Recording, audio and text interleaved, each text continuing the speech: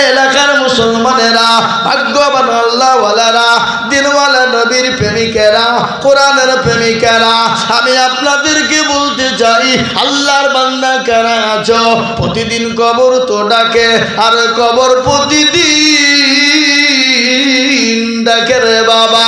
এই কবর বড় কঠিন, ওই কবর থেকে বাঁচার জন্য আজ আমি আপনাদেরকে বলি, দুনিয়া জমিনে এত বিল্ডিং, এত বালাখানা, এত ঘর, এত মার্বেল টাস দিয়ে পুটি দিয়ে বাড়ি তৈরি করেছি বাবা, এই বাড়ি ছেড়ে চলে যেতে হবে কবরে। ওই 3.5 গজ জায়গা, যে জায়গা বড় ভয়ঙ্কর। আমার নবী বিশ্ব নবী, আমার রসুল বিশ্ব রসুল, আমার নবী দয়ার নবী, রাহমাতুল লিল আলামিন বলে গেছে, আমার উম্মত উম্মতি একবার যদি জানতো কবর কোন জায়গা, মানুষ মরে গেলে জীবনে কবরে রাখতো না। আর ওই কবরে প্রতিদিন ডাকে, ডাকে না গো?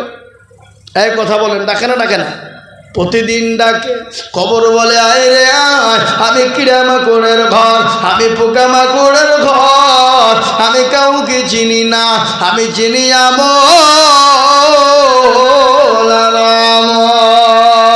ইন্নাল্লাযীনা আমানু ওয়া আমিলুস সালিহাত, যারা ভালো আমল করবা, ভালো কর্ম করবা,